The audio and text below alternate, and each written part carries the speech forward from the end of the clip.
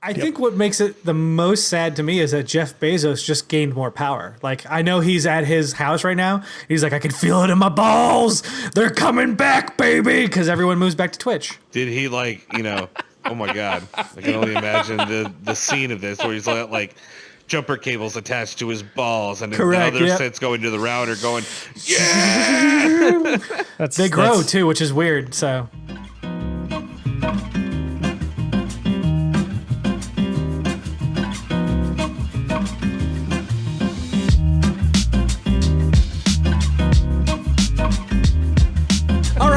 Are we ready? I do believe so. Ready! Oh, well, Clink, that was clank. Clink, clank. Clink. Oh, mine's already pretty much empty. Clink, clank. Hello and welcome to Strange Happy Hour. I am one of your hosts, Brent the Jesterhead Metcalfe, along to my right. Handsome John. And on the left, with the half-empty glass. The dispatcher, Mark Plover. That's okay. I got it. I don't know if you know this, but I was trying to do I got a spare. You know, I come prepared for this podcast.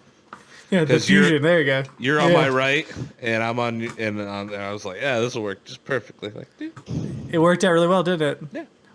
I didn't do it at all. I didn't really well. Anyways, of course, we are here, as we do each and every week, to talk to you about the really cool tech news and nerdy video game news that happens. Of course, we don't have time to talk about every piece of news that comes around. We do not have time to talk about the fact that Rocksteady is supposedly working on a new Suicide Squad game. Ooh. Yes. We also Tantalizing. don't have time to talk about the new details that came out about the Spider-Man Miles Morales game, nor do we have time to talk about the fact that Michael Keaton is in talks to play Batman in the Flash DCEU film. However, we do have time to discuss what we like to call on this very show each and every week as we gather together with one another to discuss what is labeled the important Almost got me, motherfucker. Of course, I think we're going to take the time to talk about video games first, moving on to a mix of video games, and then finally all tech. Starting with myself, I'm going to talk about the Pokemon Presents that happened the day after we recorded the last episode. Yay, how time works. There's going to be one tomorrow. There'll be one tomorrow, so we might talk about that next week. Of course, Pokemon Company does have these little directs where this one was a little different than normal because most of the time they have like what will be labeled a Nintendo Direct that Nintendo may give the labeling of Pokemon Direct, right? And it's weird to like signify this because they're all teleconferences that are pre-rendered videos where people discuss games and announcements and stuff. But this was known as the Pokemon Presents, which to me adds fuel to the fire that Nintendo is getting rid of their directs. But that's just me. Anyways. That was Pokemon giving you presents. My Pokemon gives me presents every day because I play Pokemon Go. Thank you very much, sir. Oh, got him. This present, Pokemon Presents, was only 10 minutes and 50 seconds, so it's not very long. You can watch it. We also have a printout of a recap if you'd rather go with that. That's fine too. They started off talking about the Sword and Shield expansion, Isle of Armor. This was the day that the expansion released, so they've had like a nice new trailer to show off some things, showed off the new mythical Pokemon that's coming to the games. It was very cool. It was fun. They also announced a collaboration for all people playing the game that if they battled the mythical Pokemon Zorora within raids all the way through the 28th, so by the end of this week, a little before or a little after this episode airs, we could actually get shiny variations. Everyone gets a shiny variation, which would be kind of cool. Oh, that is awesome. They then moved on to, I'm going to save the big news for last. So they moved on to a brand new mobile and Switch game that is free to start, which is free to play, which means microtransactions. But it is called the Pokemon Cafe Mix. This was a really cool little puzzle game that is kind of unique because it didn't have the like Tetris style or like match 3 in the typical grid fashion.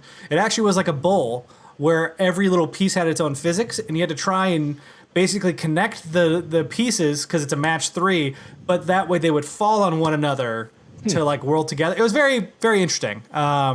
Looks really cool. I think that Pokemon has been trying desperately for years to just diversify. I shouldn't say trying desperately because they do it really well, but mobile apps specifically, like they had a Magikarp little game where you could raise a Magikarp, which was funny because you're like a Pidgeotto could take your Magikarp and kill it. You have to start all over again. Oh, wow. Okay. And you'd battle other people, and the battle was seeing how high your Magikarp could jump compared to theirs. But this is cool. I've always thought Pokemon side stories are interesting, even if I don't play every one of the games. I prefer the core games, but these spin-offs are obviously successful. We talk about Pokemon Go all the time. Speaking of Pokemon Go, they made announcements that Mega Pokemon are coming to Pokemon Go. This is not a big deal for anybody who doesn't play Pokemon. This is a huge fucking deal for Brent Metcalfe. Let me tell you. I'm so excited about this. The power creep is about to get real. So I had super, super negative feelings about Mega Pokemon when they first came out. Mostly because I was like, this is Pokemon. This isn't fucking Digimon. You're not just going to like transform in the middle of this. Correct. Digimons, they're the champions. However, from a competitive standpoint, Mega Pokemon have probably impacted the competitive scene more than any other gimmick that Pokemon throws into their core games. You only get one Mega per battle, which means you have to pick and choose your Mega. And when a Pokemon becomes a Mega Pokemon, they gain possibly a new passive ability. Most of the time they do. And then they get stat boosts. And most of the time those stat boosts are stupid strong, which is why I said the power creep is about to get real in Pokemon Go. But the core Pokemon games require that Pokemon to hold an item. Again, it can only be used once per battle. I'm not quite sure how this will translate to Pokemon Go, and I'm really excited to see where they go with it because I think that some players, especially core players of both Go and the franchise, would be upset if you have to catch it anew. Like, I can't take my Venusaur and make it a Mega Venusaur. At the same time, it's more reason to keep playing the game, which I'm fine with. I don't really mind. I wonder if they're going to involve really the Mega being needed for raids, like mainly. Yeah, see, that's a big question because Pokemon Go has a strong community. They have data miners that look at all this stuff, and supposedly data miners have already found the CP values, which is the combat power values for those Pokemon, the max you can go. Currently, I think the max sits at Slacking, which hits 4,800, but it can't attack with a normal attack, so it doesn't count. So really, Mewtwo would be the max, which I think sits around 4,300. The Megas are averaging 45, with some of the higher Megas around five grand, some of the lower Megas around 3,200. So that's a the power creep's about to get increase. Just about it's about to get real in that game. So if Megas are a thing that you can just have and they don't cost you anything to utilize, I imagine you will probably have to use them in raids going forward, which means you'll have to capture them, all that stuff. So yeah, fair enough. Mm-hmm. I'm a nerd. I'm very excited about this because Pokemon Go is also developing a meta that can be interesting. Didn't that break the competitive scene in Pokemon? It didn't break it because everyone can use it. What it does is it takes away a lot of options, which by break, I mean it took everybody's strategy and just freaking like threw it in the hurricane. Yeah, basically the meta develops over time. Everyone starts to figure out what works and what doesn't work. And as everyone figures it out, most people come to the similar conclusion. Like the world finals of Pokemon is either incredibly exciting to you or it's the most boring thing in the world because pretty much every team shares the same 4 Pokemon with 2 variants. It's funny you say that because I'm like literally half and half. I enjoy listening about it, but I would never like do it, so I don't care enough. But it's like I'm not actively searching for it, but I listen to it while you're in the shower. Yeah, that's true because it just blares as I'm watching it in the shower. I'm literally downstairs. He's upstairs in the shower, and I can hear it over the shower, through the stairs, into the room. Another great YouTube channel you can look at after you watch this one is False Wave Gaming, which is all about the competitive history of Pokemon.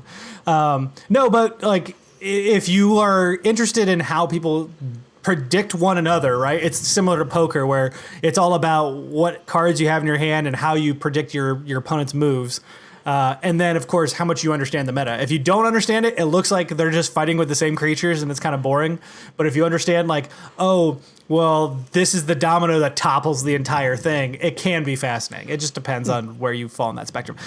Also, again, could be kind of boring because, like, cool, they're using Tyranitar, Charizard, Mewtwo, and Greninja, and that's what everyone uses. Yay! But I love it regardless. It's definitely a wonderful background thing for me where I can just put it up while I work. Anywho. That sounds like a battle of futility. Another thing that Pokemon announced, which I thought was super weird, is another app. This is an app definitely gauged towards the younger children, which is called Pokemon Smile.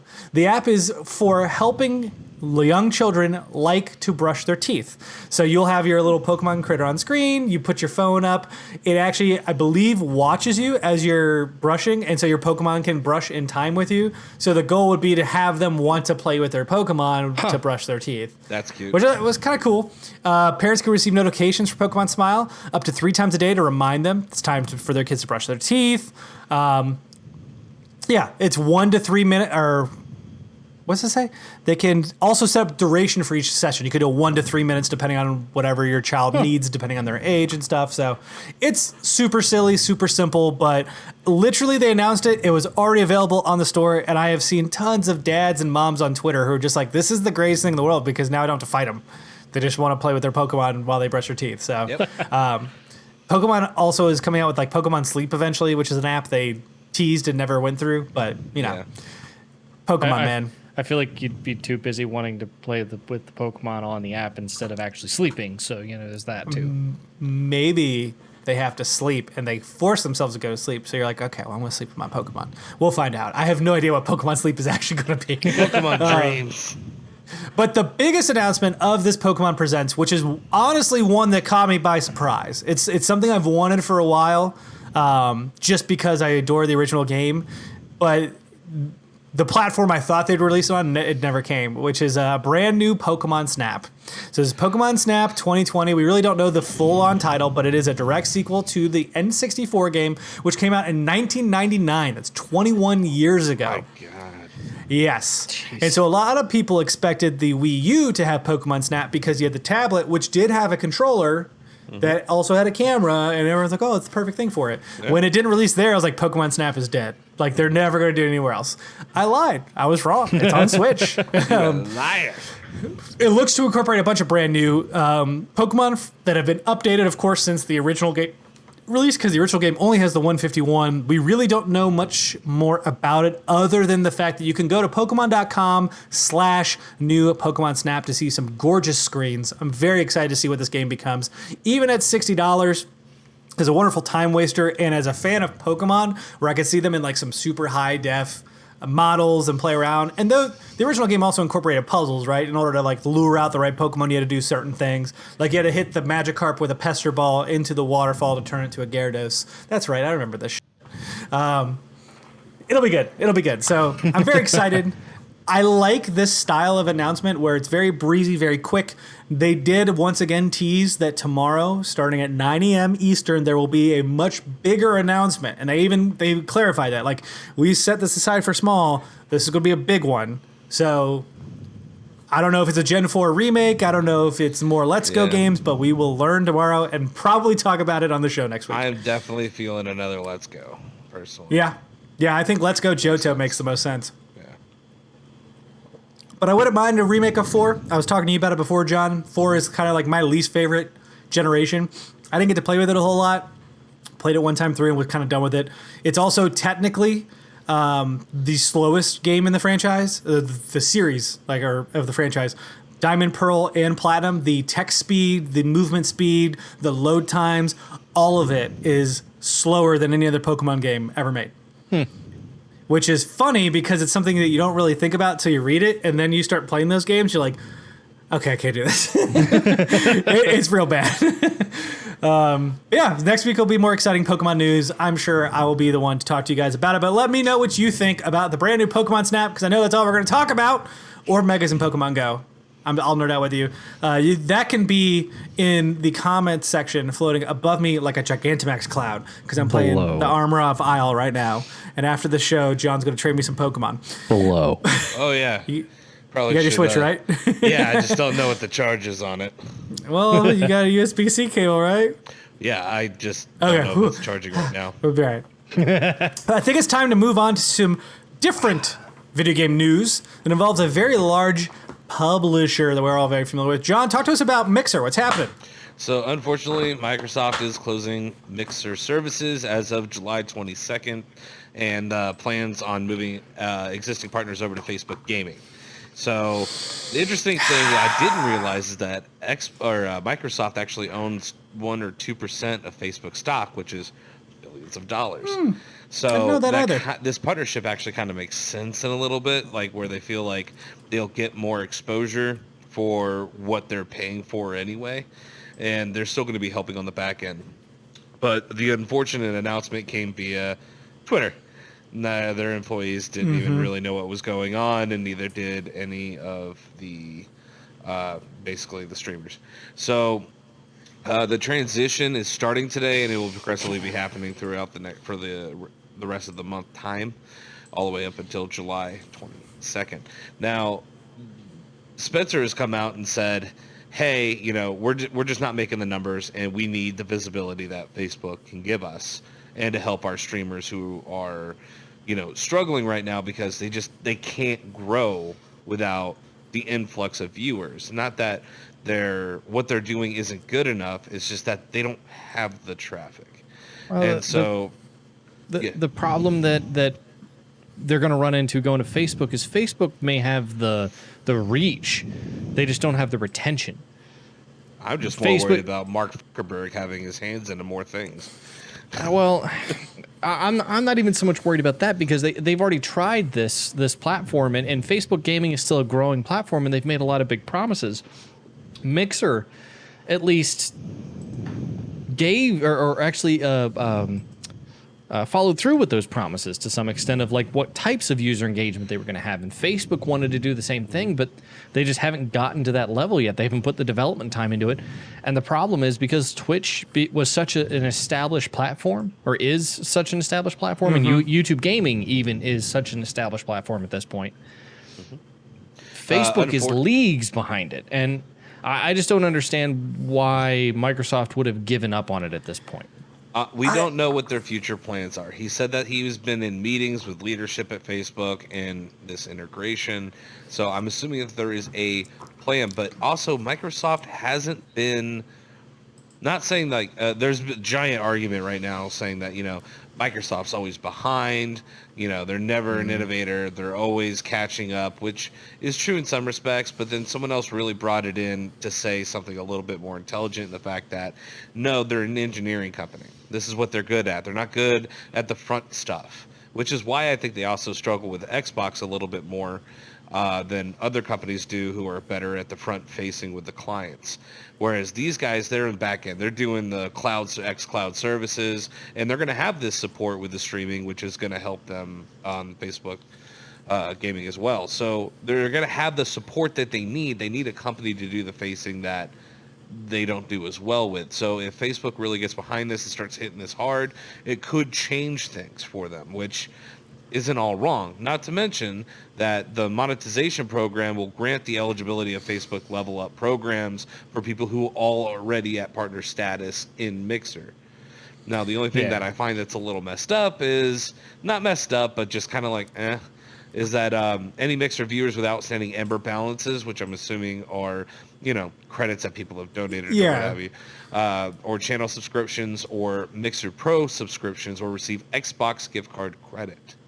Which I'm like, is that equal? The question is, can you use that credit on Facebook Gaming? Like, that would be you're great, talking about these streamers are supposed to be monetized to some degree. How are they monetized? Because you have to have something close to Embers or Bits or whatever your streaming platform has in order for them to really make some sort of money. I'm surprised overall, simply because Microsoft tends to want to control their own ecosystem. They've done that really well for quite some time. That's the whole reason why they built Xbox and didn't create studios to build games on PlayStation, Nintendo, what else, right? They want to control the living room. Bill Gates has notoriously been known for the fact that he wanted to help Xbox become a thing because they wanted control of the living room space. Right. So the fact that they're just kind of... I know they own a portion of Facebook, but realistically... I agree with Mark. Like, Facebook Gaming is 4th, 5th, maybe 6th down the line comparatively. Yeah. Mixer's way above that in that regard. Well, I think they were fairly close, if I remember correctly. I think they each had about a percentage. I'm actually kind of intrigued. YouTube sits 3rd. It actually sits above Mixer as far as platforms are concerned, which actually surprises the hell out of me. I mean, YouTube has it, Twitch has it, and so the hours watched for April, marked as of April 2019 for the previous year, Facebook Gaming had 86 million hours watched. Mixer only had 37. Okay. Really? As of April 2020, in a full year, Facebook Gaming then had 291 million hours watched. Mixer, again, still only had 37. Yeah, I mean, well, Mixer has been dying a slow death, and quite frankly, that's Microsoft's fault.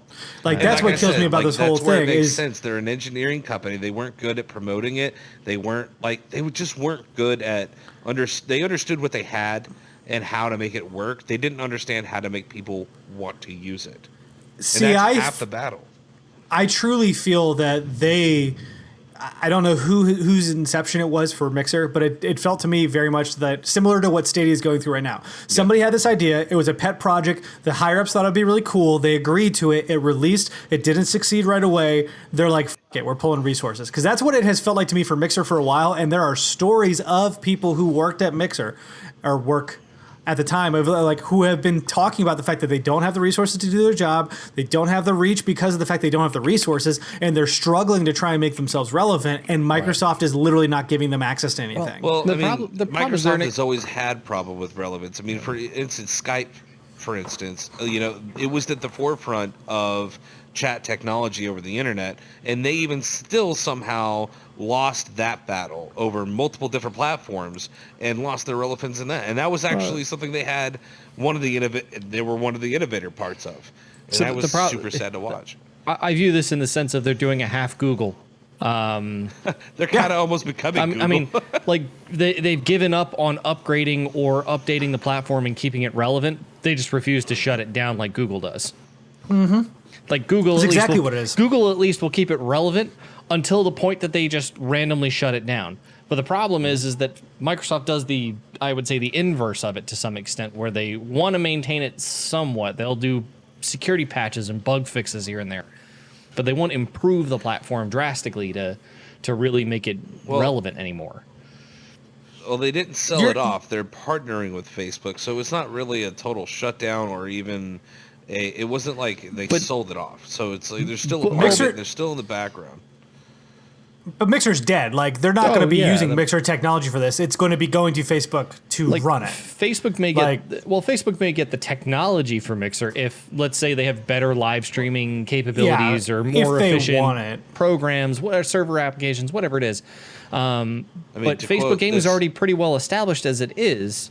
So unless Mixer really has something technological to offer, the only thing that Facebook's buying from them is some of their play in the market. But the problem is, and this is something that we, I guess, are going to roll into here, is the big streamers that were on Mixer.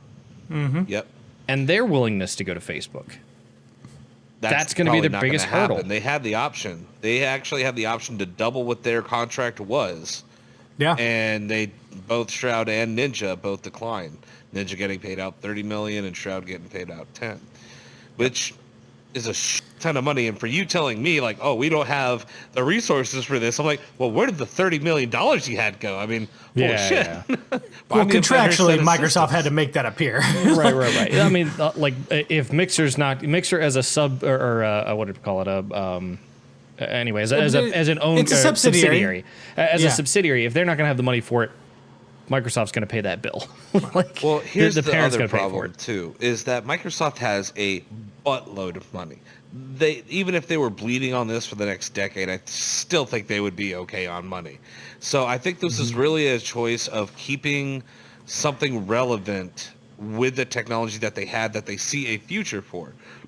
They're talking right now in the Verge article that I got a lot of this information from. It says that they'll work closely with Facebook, bring xCloud to Facebook Gaming, allowing viewers to click and immediately play games that other people are streaming, a vision that's very similar to Google's ambitions with Stadia, but they lack the scale and viewership that truly deliver this more broadly.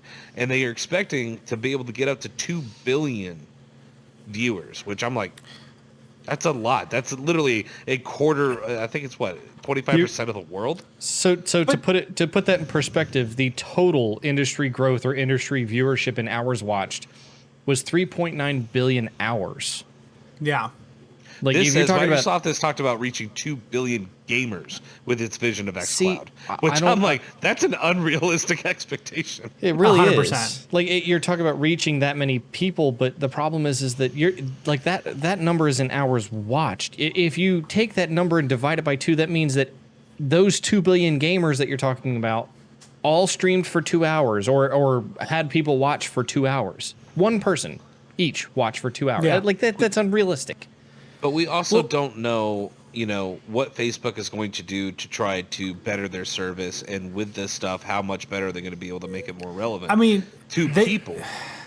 They may be better than Microsoft, but I mean, what has Facebook Gaming done innovatively recently? Like, what they're describing for the ability to jump in for xCloud is what they said. For xCloud, they were talking about doing the same thing on Mixer, where you could just hop in. Like, that's a feature that they have been discussing for a while. So it's not really new to Facebook. Yep. And quite frankly, you're talking about having to work with a third party to make this work. Like, it all just boiled. To me, it's just surprising because you had a product. The product wasn't as successful because you didn't put support behind it. If you had supported it, there's a very good chance you could have made it work, especially if Microsoft owning Mixer. If they were like, hey, by the way, we have this functionality with xCloud, but it only works on Mixer. How many people are going to draw in right there? My thing is, why? I mean, I guess with Facebook's numbers, viewership numbers being as high as they are, it would make sense, to merge into Facebook Gaming. But in my opinion, Mixer's had a bigger footprint. I think in the landscape. Like, I haven't heard a single thing about Facebook Gaming since its launch. 2 years ago? Yeah.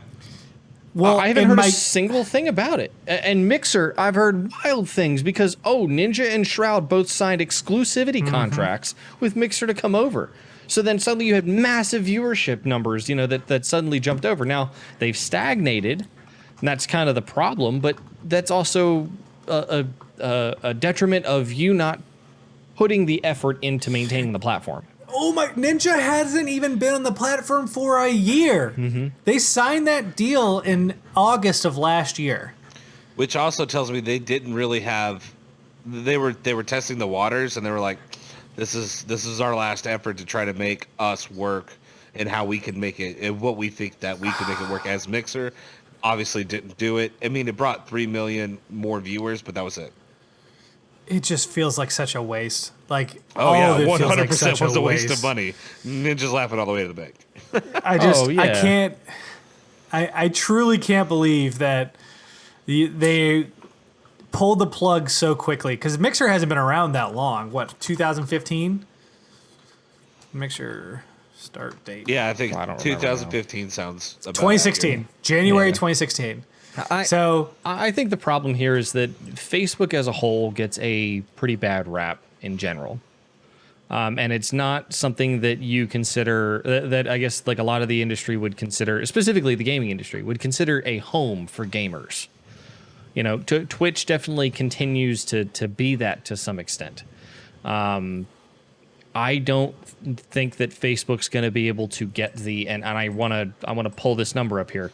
I don't think Facebook's going to be able to multiply their numbers by 5 times to reach the 1.5 billion hours watched that Twitch has.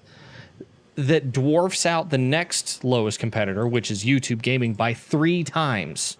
Yeah. Here's the thing. It's just not Facebook gonna happen. also has a global reach that Microsoft doesn't. We know that in Japan, Xbox sold horribly. China, I think, had a little bit better in sales, but they also didn't do all that well. Microsoft just hasn't really done all that well in general with multiple. I mean, they had Groove Music, and they ended up partnering with Spotify. They had Skype, which ended up becoming pretty much non-relevant, and they should have. They have a problem with keeping themselves competitive, and they're just not very, I guess, market share aggressive as they should be, and that's where they keep losing. And I feel like Facebook is one of those things that just opens up a lot of doors to a lot of countries, to a lot more viewers that, Twitch has access to. I mean, how many of those viewers are from other countries? How many more people are on it? I mean, if you can get the people in to see these people, you will have growth. So I think we will see a growth. I don't think you're going to see the growth that they want.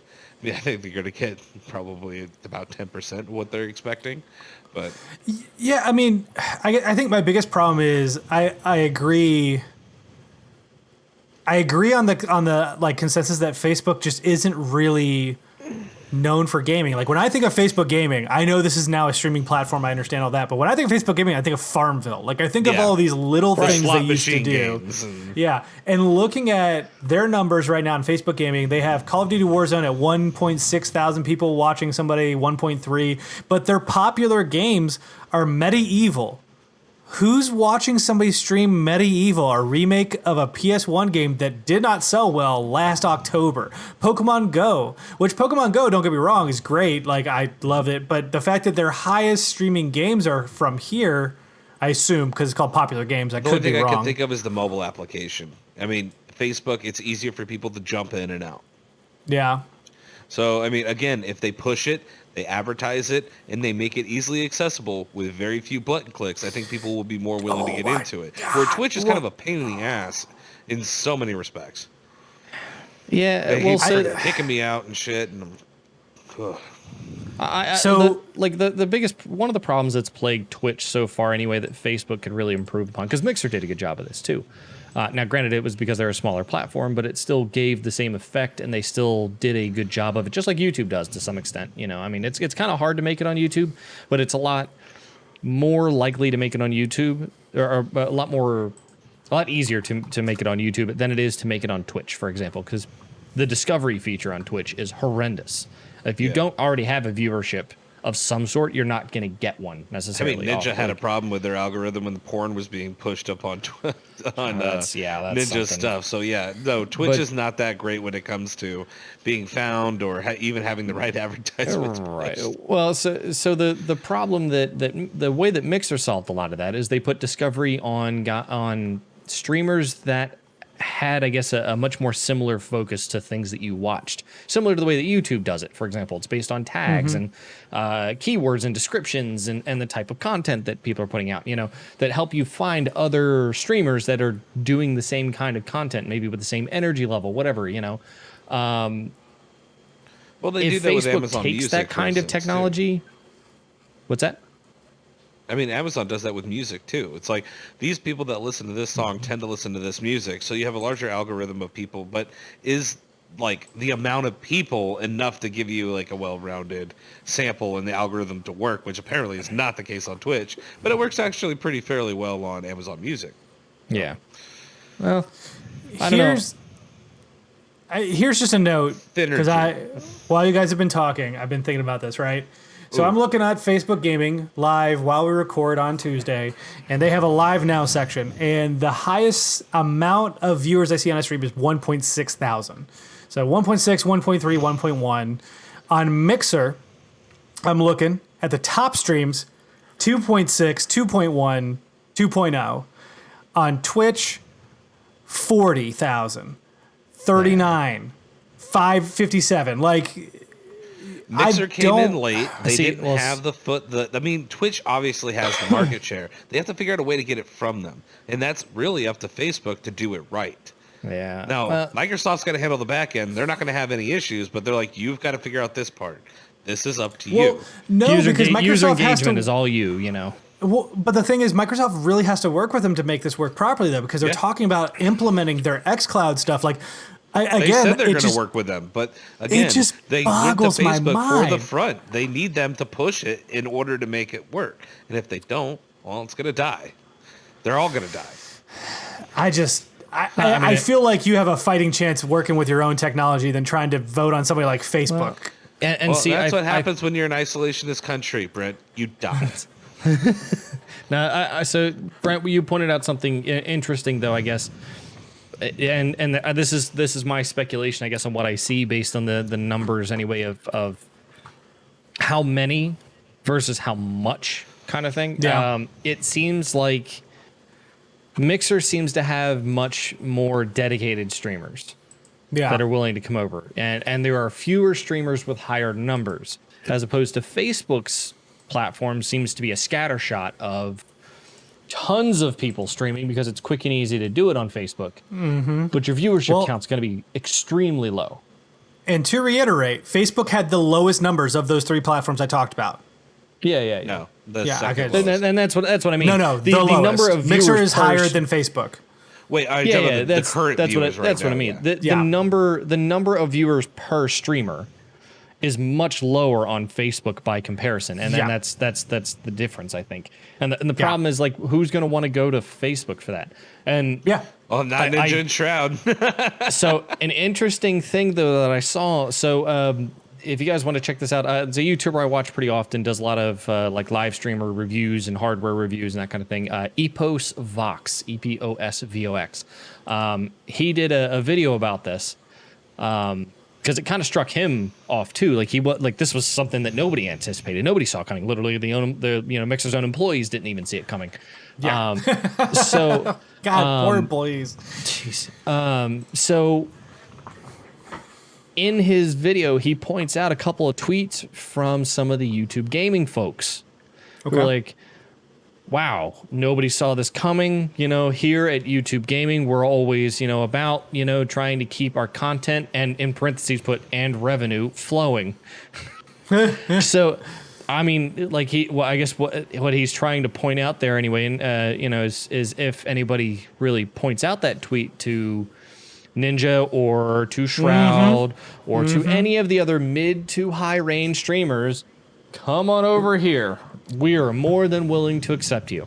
And Google could throw around that money like nobody else can. Correct. Amazon won't throw around that kind of money because they don't care. Microsoft already did, and we saw what happened. Facebook, I don't think will. And Google, I think, would be more than willing to. It also doesn't help that, some of the leadership at Mixer feels like they are the slave drivers. Oh, yes. That also came out with the former employees calling out racist management.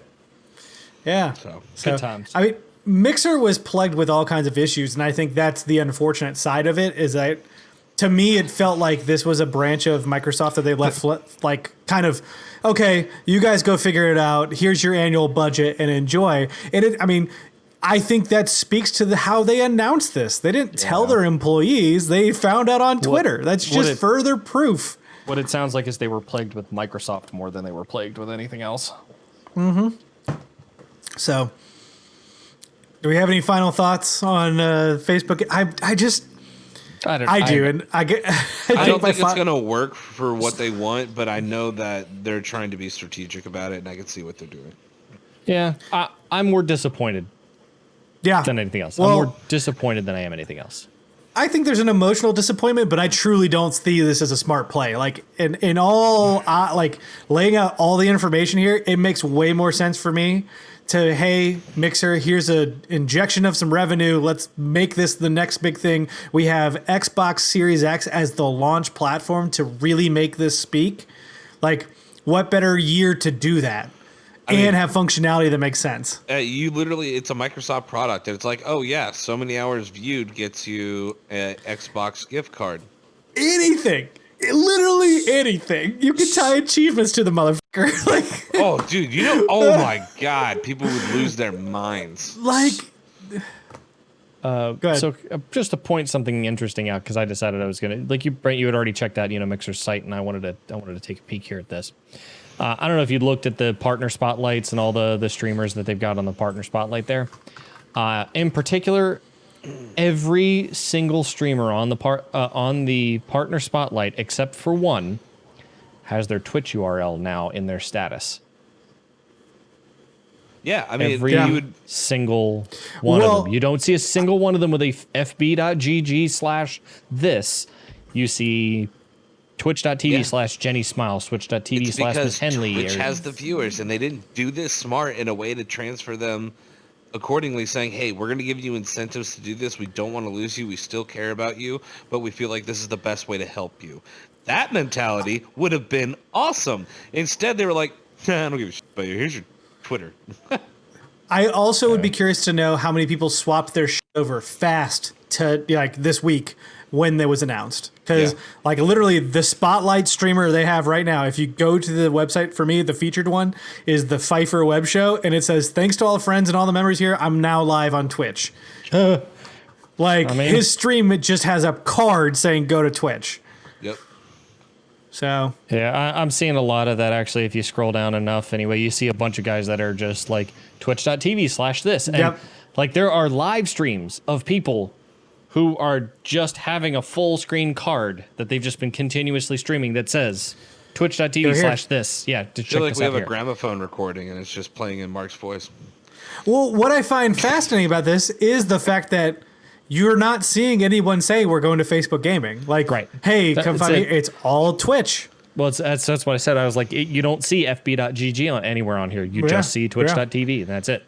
A lot of people are super mad because, and I can feel their being upset with, they cultivated this. They wanted to get away from Twitch because they felt like they were being treated unfairly, and this was a lot of how they felt was their escape from that, and now they are literally being roped right back in. And I can only imagine that feels emotionally just decimating. I think what makes it the most sad to me is that Jeff Bezos just gained more power. Like, I know he's at his house right now. He's like, I can feel it in my balls. They're coming back, baby, because everyone moves back to Twitch. Did he oh my God. I can only imagine the scene of this where he's like jumper cables attached to his balls and the other sets going to the router going, yeah! They grow too, which is weird. So that's our intro, by the way. Please let us know what you think about the shutting down of Mixer. Do you think Microsoft handled it well? Do you think it was a smart play? What do you think about Ninja and Shroud's payouts? And please let us know what you think of Jeff Bezos' balls. Do you think that they're the same shape as his head? Also, do you I think they're hairier. Issues with how the management handled their staff at Mixer? Because I fucking do. That's awful. Yeah, I feel unfortunately, so bad for them. There's only so much time we can talk on this show. But you should read the article because it's very well worth talking about. 100%. Moving on to our final topic of the show, which is from the dispatcher himself, talking about who would have thought Apple. I know. I mean, just recently made the switch, which is probably half the reason I'm as interested. After all that shit you gave me about OnePlus, that's great. Anyway. Yeah. I'm just gonna move on from that one. No, so I love John laughing like a gremlin in the background. So Apple had their big WWDC, their Worldwide Developer Conference. When the hell was it? It was. What day was this? It was. Yeah, it was yesterday. It was Monday, the 22nd. So, a lot of neat topics in particular. I don't know if you guys ever saw like bits of the show or not. What's that? I watched some parts of the videos. Okay. I did not, because I've seen all of their conferences up to this point, and I was like, it's probably going to be the same style. It's not, actually, which is actually great. Okay, because I definitely want to point out real quickly that one of our people at Strange Gaming, who will not be named Dylan Sinat, was like, if PlayStation and Microsoft could do a conference half as baller as this, I was like, motherfucker, get out of here. So what he was talking about was the production style. And that was something I was going to note on. Everything was seamless.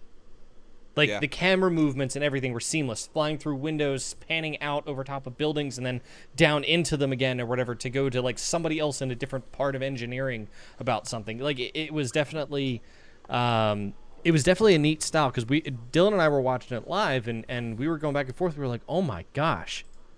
That's insane. Like, the amount of editing it takes to do that, and the producer and the director that said, "Yeah, let's do it in this style. Let's do it this way. Let's take a $100,000 drone and fly it in and out of some trees or whatever to try to go from one part of the campus to the other." Like that to me was awesome.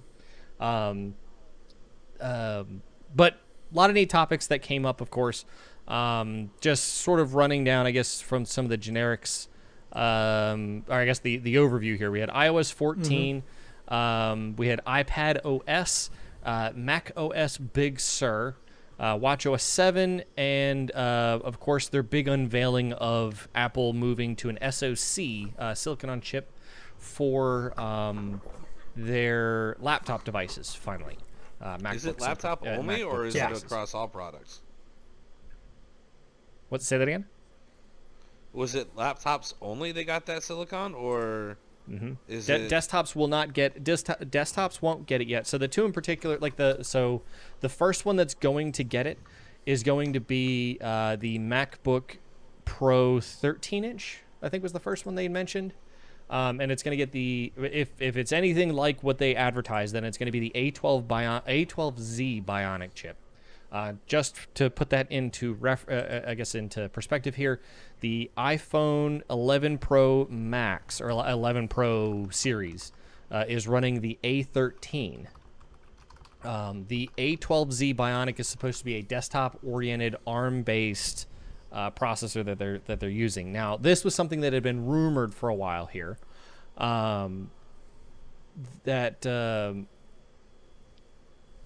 This is something that had been rumored for a while anyway, that they were going to be ditching Intel to try to, I guess, move away from having to go with system integration styles like this and being able to integrate themselves with their own motherboards, their own technologies, brand new manufacturing processes, whatever, to try to improve upon, instead of having to take some other third-party processor, some other third-party battery system, whatever, and integrate it and make it a decent product. So Apple's slowly but surely been accumulating more and more of that. One of the rumored next steps now, of course, now that they've admitted that they're doing SoC, is getting away from Samsung, who currently provides batteries, and Apple doing their own battery technology. Do they feel it's because they're going to make it cheaper, or is it actually going to be a better product?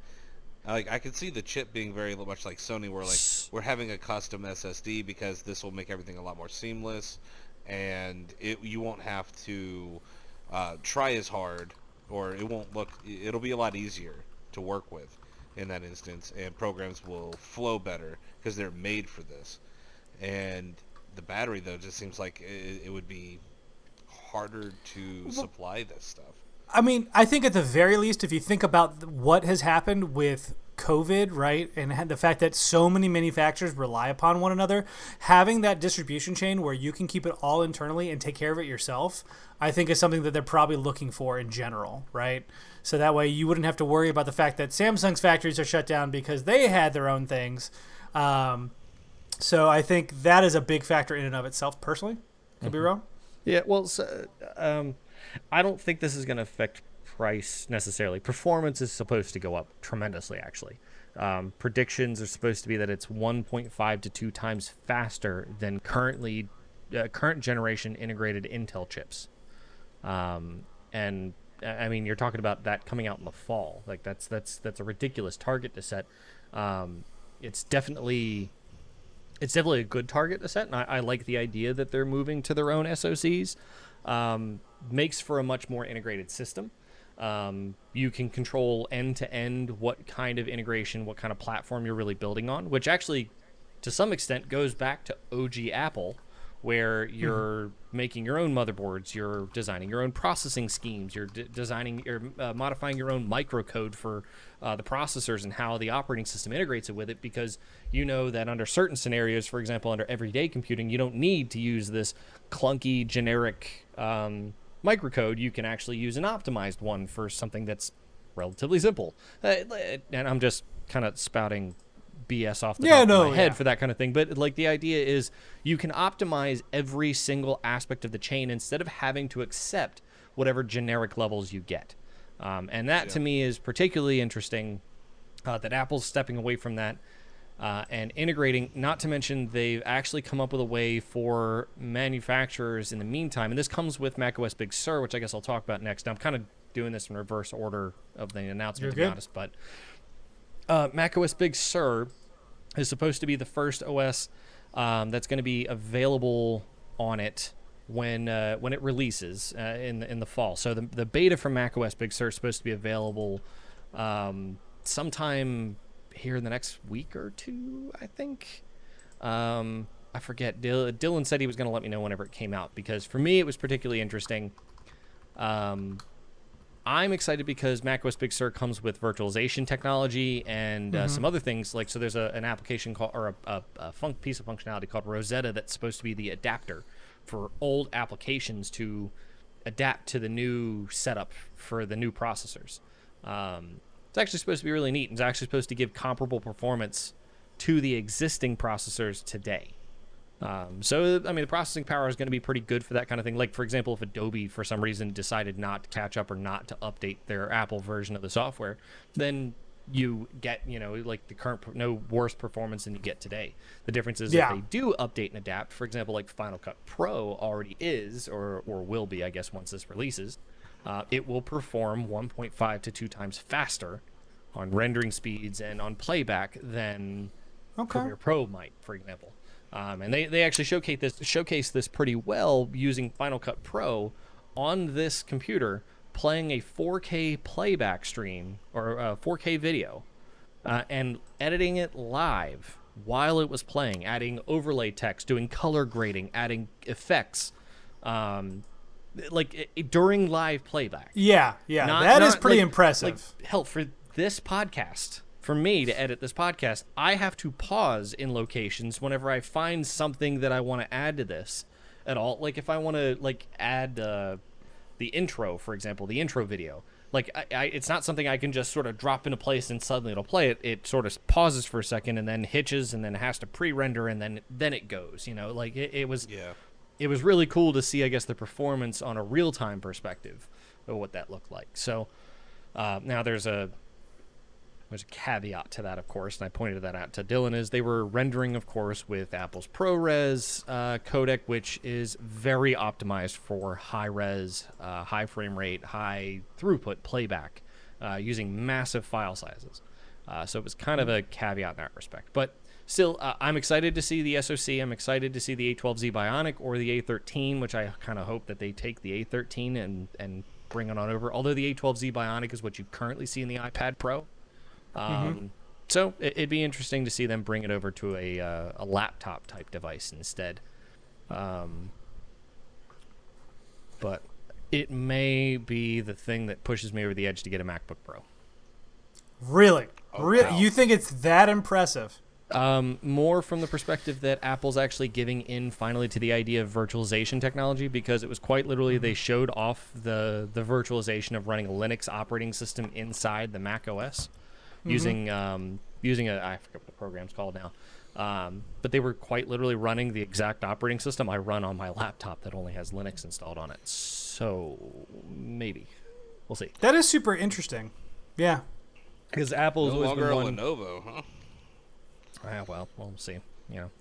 But even then, it won't happen until the fall when the new series comes out, when macOS Big Sur comes out, and we'll see what the tech looks like at that point. But so the next big thing, of course, is iOS 14, and actually I'm kind of stepping back to the beginning of the conference where they talked about some of the upgrades. Biggest things are going to be new capabilities for Siri, of course, and a new layout for Siri, where it is no longer going to be something that's full screen. It just takes up a small bit, like Google Assistant currently does. Interesting. They're going to have a new live translate app. I saw that. That actually looks pretty good. It's supposed to be for, kind of conversational stuff, and it's supposed to translate on the fly. So I think it's interesting. Like Google Translate already does. Correct. But I think what's also key here is I think we all remember what Maps was like when it first released on iOS. Mm-hmm. And Maps is getting a massive update. Yeah, it fucking needs it. Yep. Oh, man. But it's getting... So Maps is taking a new step. So, you're already getting a lot of the basic features that Google Maps already offers to some extent. You're a basic feature. You get a 3D over. Wow. YouTube both came back with things. No. Anyway. So Maps is already getting a big update in and of itself, where it has the same features as Google Maps, like 3D perspectives, Street View, all the other features anyway that you can already get with Google Maps. Mm-hmm. One of the bigger ones that I had seen is they're adding a new EV mode, because they have locations for EV charging stations, for example, that allow you to navigate based on those EV charging stations from point to point, which becomes particularly useful. I mean, unless you're running a Tesla, becomes particularly useful if you're trying to find charging stations along a longer route on a device or on a car, for example, that has access to Apple CarPlay. Okay. Another piece of navigation was bicycle navigation. So it actually optimizes for roads based on the elevation changes that they go through, as well as whether they have dedicated bike lanes and if they have pathways where you can take a bike, including the ability to walk up and down stairways, like in and out through buildings or in alleyways, whatever, that kind of thing. To like, it will tell you where you need to get off and walk and hop off, that kind of thing. It's actually really it's actually a really neat setup. Like, I guess a different change to I guess the feature set that Apple Maps and sort of the bad rap that Apple Maps already had. Now, to be fair, I don't feel like Apple Maps has really gotten a bad rap recently. But I haven't had too many issues, but it does have its moments. Yeah, but it is nice to see, I guess, them going for an update path like this. Google Maps definitely still sits as the titan, the king of, maps technology for mobile and whatever else. But I think Apple Maps is definitely on its way to pushing that for different types of lifestyles. Not to mention, if you have an iPhone, you want to open up navigation, you really don't have a choice from any other app but to use Apple Maps. You have to copy and paste it. If you want to use Google Maps, it's kind of annoying, but whatever. So let's see what else. Google Maps. So let's see. iOS 14 comes with Memoji updates. One thing I particularly like is the ability to pin messages in the messages tab. So, like if it gets lost, if you have a text message or a text message group that constantly gets lost in other text messages or messages you've got going on in the messages app, you can pin it to the top so you have quick access to it, and it will constantly tell you who the most active person has been in a group, for example. It will show live preview bubbles of messages that have been received that pop up on it. Brent. Smooth animations, everything looks Pop-ups pretty everywhere. neat. Something else that Android has already had added since like 2015 that they decided to add finally is app clips.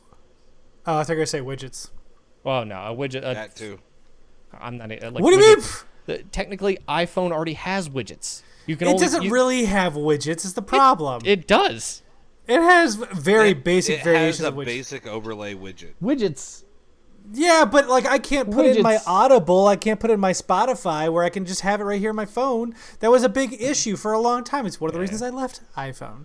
I mean, the point is, like, you can... I don't want to hear. Like, widgets have already existed. Not a whole lot of people use them because they have to be dedicated to one screen. Now, whatever. Like, they're all part of any home screen that you want to make them available for. The other thing that, Android already has is an app drawer. Mm-hmm. So they finally decided they were going to give the ability to put things on pages, hide those pages, and now you can go to an app drawer. I forget what they're calling it. The junk drawer. Something. We're to call it the Apple Core. But it automatically categorizes every app that you've got on your phone, makes them searchable and easily findable.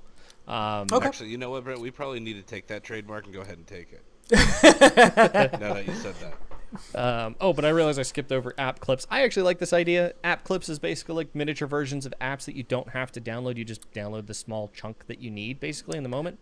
So, like, for example, if you go to a location where it has you pay by app, but you don't have the app installed and you're not registered and whatever else, you can just go over, scan the Apple or the app clip QR code that's available from whatever station. It will just open the app automatically for you, let you sign in with Apple, pay with Apple, and suddenly you've paid for your parking or paid for your food or whatever it is, and you don't actually have to download the full app for the restaurant, for the parking location, whatever it is. I like that feature. I like that idea. Now, this is something that Google already had in mind that really there isn't a whole lot of support for, but I think it'd be neat if Apple actually can succeed with it. So I think app library was the other thing. I got you. The clips, right? App clips. Yeah. I think that one's fascinating, but I have already seen confusion online, and it's only been a day since the actual announcement where a lot of people are trying to question, like, how will this actually work? What do devs have to initiate for this to really be a thing? Yeah. Because arguably, if you only need a clip of an app, does that mean that you would not need the whole app ever? Like, there's a lot of trying to figure out what that really means for devs. I mean, like, the way that I see this is the same way that Google implemented it. Is the miniature versions of the app still have functionality of the full app. You still register like you would with the full app. You still pay like you would with the full app. You still look at photos or whatever, that kind of thing. Like but that small chunk of it. If you want the full application, you can download it. And the only way that makes sense, too, is if when you download the full application, it utilizes the information you've already given the other one, the app clip. Sounds like a demo for a video game. More or less, but the idea is that you get the relevant functionality that you need at that moment, as opposed to having to go through an entire process of downloading the full app. And like the whole point of the app clips is that they're supposed to be less than 3 megabytes, so you can download them in a snap no matter where you are. Sounds like downloading the multiplayer first of Call of Duty. Well, it also makes it sound like to me that not every app is going to have this available to them. Right, exactly. And the problem is it's going to require the Apple-specific development time to make that happen.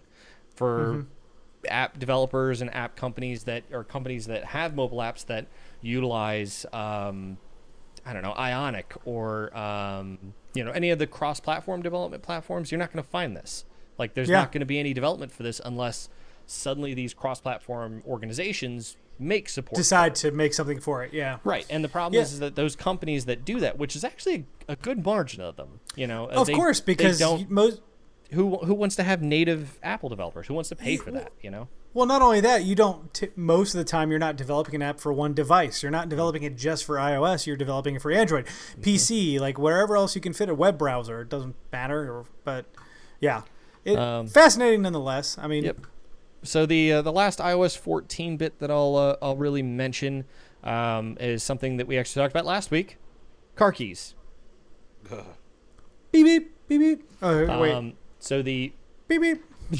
So the BMW 5 Series is the first one to come out with this and use it. I'm actually kind of confused because they didn't talk about too much of the technology. But like the things we had seen in the privacy policy information, I guess, had come out saying that it was going to be NFC based. But the way that she was tapping the phone to the car was sideways, not flat like this, but which is sideways. where the chip is. Yeah. But the NFC chip's located here on the flat section of the phone. Yeah. But that would make more sense. Is probably no. So, like, if this is the door handle, this is the side of the door handle, the side of the car. She's touching the top of the phone to it, not the back of it. I'm saying your explanation of the back of the phone makes more sense because that's where the chip is. Yeah, but the NFC chip has a range, and even if you tap the top of it, it probably did that just to look clean. The range is only like 2 or 3 inches. Now, the one thing they had talked about in relation, that's my range. Was the U1 chip that's in this. And U1 chips are directional. So, like, physically, I can point my phone at somebody else who has an iPhone 11, and I can send something to them, via AirDrop. And I guess some of the speculation was that it may be based on that, too. If it's actually implementing a car key feature, why would you just go with an open standard like NFC? Why wouldn't you just take advantage of the full Apple suite to be able to handle that, Because NFC has a lot more security, doesn't it? NFC does because of the range. From what I understand, the U1 chip is the U1 chips. I mean, since it's proprietary, it's got the same Apple level of security there. So I still find this interesting simply because of the fact that. Again, we talked about the fact that a lot of people don't want to carry their keys. I have a new car in which I just have to have a little fob. I don't even need to put the key in there anymore. But this does open up, once again, more security issues. Now, Apple handles a lot of their own security themselves, so that becomes less of a concern. But, they really, really are trying their damnedest to make this hey, you carry this phone, it does everything for you. You could pay for things, you can open your car. I wouldn't be surprised if you hear they're working with, I mean, obviously not Nest, but other lock companies to be like, hey, you can open your house, boom, with your Apple phone. Yep. And the comment was, oh, if my battery dies, well, now suddenly I've lost my car keys too. Well, realistically, you've already lost your wallet, your identification, your everything communication else. Device. Why not your car keys? And that was literally a line from Marquez Brownlee that reviewed this. But that was backup battery installed into your skin that you could always pull it out at all times. In your phone. Exactly. Yeah. No, something to back up, of course. But this will come out in the BMW 5 Series, the 2020 BMW 5 Series. I think that's neat. I'd like to see that come. So that's about it from iOS 14. There's a good bit there, like as far as jazzing up some small things here and there. iPad OS 14. Moving on. The biggest thing that they had was handwriting to text. The scribble detection. Scribble. Yeah, it's called Scribble. But the neat thing too is if you're taking notes with handwriting, you can actually use Smart Selection to highlight things and be able to copy them, move notes down, and transition them around, kind of like you do with OneNote. The difference is it's handwriting based. It's not just text based. It kind of intermingles them pretty heavily, which is kind of neat. Compact search feature. Basically, it's just Spotlight for iPad. They're turning the iPad into more of a laptop as we go. Something that was kind of small in there that nobody else really, they didn't point out immediately, is that you're supposed to have the new feature, and I'm assuming this is also coming to iOS 14. I only saw it for iPad OS 14, was the ability to select default browsers and default email clients finally. Oh, look at that. Meaning when you click a link in Messages now, it will ask you, what browser do you want to use? Chrome? Or do you want to use Safari? Or do you want to use Firefox? What do you want to use? And that would be wonderful. Who else has already had that for a long time? Android. Thank you. And BlackBerry, I think. Yeah, and like literally every other phone provider. So I thought those were kind of neat. Scribble, I think, is a neat feature. I don't handwrite a whole lot of things. I'm a software developer. We don't do that kind of stuff. Get out of here with that nonsense. You don't write your code with a stylus? Could you imagine? I equals 0. It's like going for a job interview when they ask you to write out the code on a whiteboard. It drives me nuts. So bad. Anyway, the last one, of course, to mention is Watch OS 7. So I've been on and off considering getting an Apple Watch to sort of enhance the Apple experience. I've decided against it. You make too much money is what the problem is. No, it's just useless. Watch face sharing is supposed to be a thing now. Of course, we've seen commercial ones that have been available, but if you make one of your own, you can now share that watch face to other people, and when you share it, it will download the relevant apps and this, that, and the other. It's kind of neat. For Apple Watch's fitness tracking, they've now changed for one the activity app to the fitness app. They've renamed it. But it will now track dance workouts. Like it's always been like basic workouts that it would track We've beforehand. all known it's a sex that app. Apple products were made for basic white women, and now they're just showing their true colors. Next thing you know, it's going to be recommending essential oils. It's a hidden sex app. Like you get to see how good at sex you are, and they'll tell you, she had a good time. Or you need to work on your, got to work on your form. Yeah, we tracked your tongue movements with anyway. I'm going too deep into that. Mine's always disappointed. Her moaning was a little less satisfying than last time. That's the Big Brother level I don't want to reach. Dude, I'm about to say that's gonna get creepy. It's gonna be like, wow, it literally measures her moaning level. It measures our activity, the length and time of said activity, like. Well, you were talking about the microphone tracking. You want another interesting bit that, and this is the last one I really want to mention, is hand washing. The Apple Watch is supposed to help you with hand washing to prevent against COVID.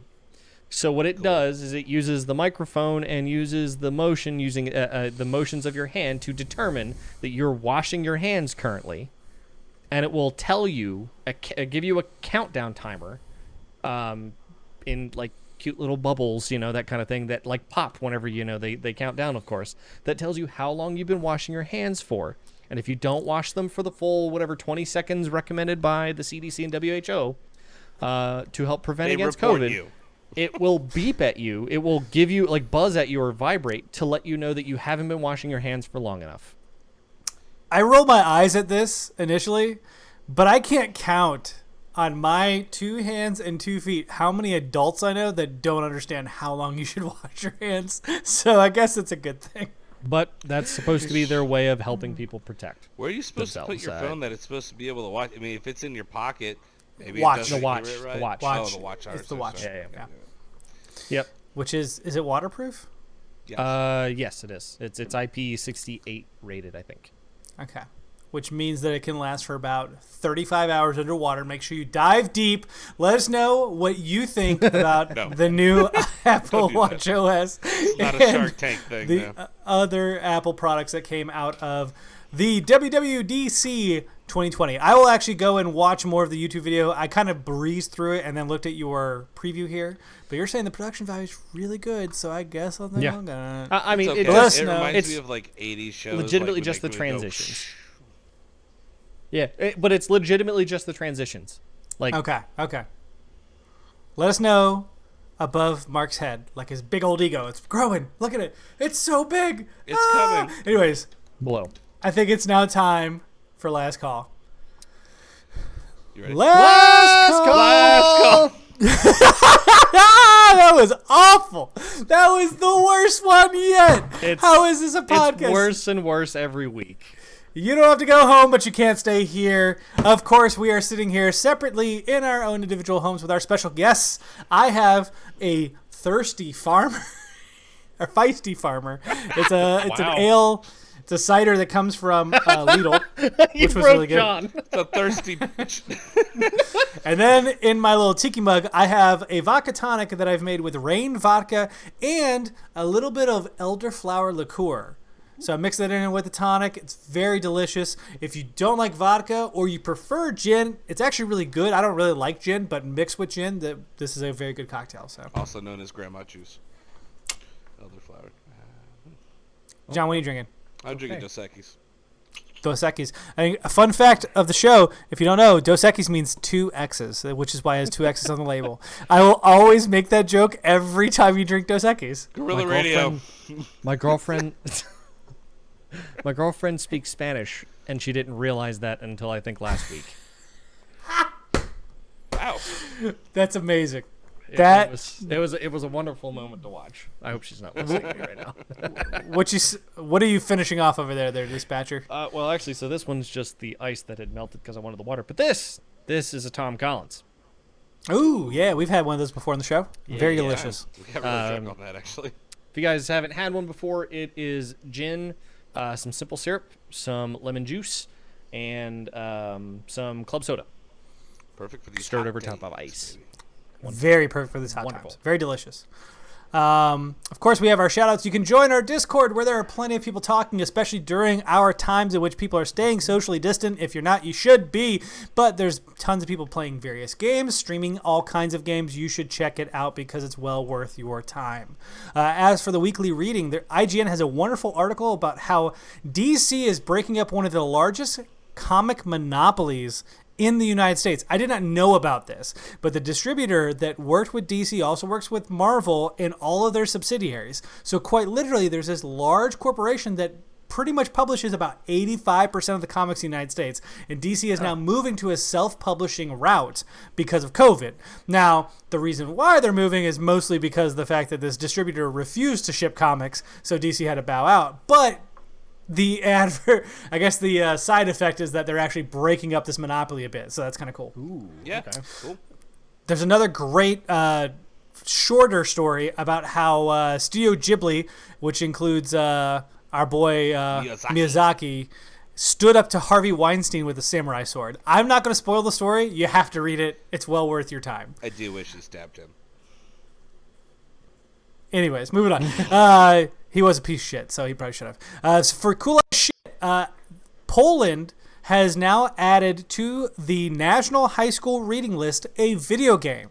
This War of Mine. If you've never played, it is a survival game which is all about resource management, where you are living in a home and you have to protect the people in your home as other people come and ask you for help during a war happening within your town. So it's like a war-torn country and trying to make those tough decisions. It's a very, very tough game to play, very emotional, but I just thought it was really cool that a country is literally adding video games to their high school reading list now. That's how far the medium has come. And finally, our question of the week, of course, would come from myself. I actually took a minute to think about this one. I had to look on some sources because I feel like I've been a little generic with my questions. So, if you could replace war with any other activity to settle differences between countries, what would that activity be? I have two. I don't know. When I read this, the first place my brain went to is literally a rock paper scissors best of 7. So I like it. I'm down with that. Well, since Simple. we were talking about shedding blood, I was thinking more along the lines of, we're going to take turns cutting off fingers, and whoever bows out first. Jesus Christ, John. wait, no. What's the Russian game where you just did it. Yeah, what's the game? What's the game where you stab the? Damn, I gotta find it now. Anyway, the whole point is these politicians don't get to shed everyone else's blood. They have to shed theirs before they have to. If they get through their entire hand set, then they can go to war. This is the whole point of this, is that there is no bloodshed. You are replacing bloodshed with something else. Well, no, I'm just saying if they want blood. We want blood. It's like, all right, well, it's going to be yours first. Anyway. I love how I'm like, hey, you can put any activity. It could be peaceful. It could be a jump roping contest, and both of you are like, fuck it, we better kill each other. Well, the second one, the thing is it's usually an argument that if they want to go war over, you can't just settle this off a jump rope contest. So it's like, okay, let's see which one of us has the balls to get through this. Hey, honestly, I think that is why not? You have to have some sacrifice. You wanted to sacrifice lives. You tell me you wouldn't want to let them sacrifice a finger or two? Come on now. I mean, well, okay, so I looked at the name of it. Well, so it has many names. It's either called the Knife Game, Pin Finger, Nerve, Bishop, Stabber Scotch, or Five Finger Fillet. I like Five Finger Fillet. That's the my most favorite common thing. name I see. Yes. Man, I feel like I'm way kinder than you two. Hey, I said a rock paper scissors. That's it. You wrote rock paper scissors, but you moved over to Five Finger Fillet. You don't get to absolve yourself of this. Okay. My second option was a slapping contest. I like the slapping contest, gosh. right? But you had an official judge, right? Yeah, where they're just like the chalk and all that. Yep. Bam. I like that. The I like full on, like you got like handlebars and just bam. I remember the first time I really saw that was whenever AMD finally fired back with the new Ryzen processors, and like the guy that was standing there, the big buff dude that's standing there and just takes the hit like it's no big deal. He's like, it's AMD. The other guy, he gets smacked once across the face and nearly passes out 3 times in a row. So it marks his intel.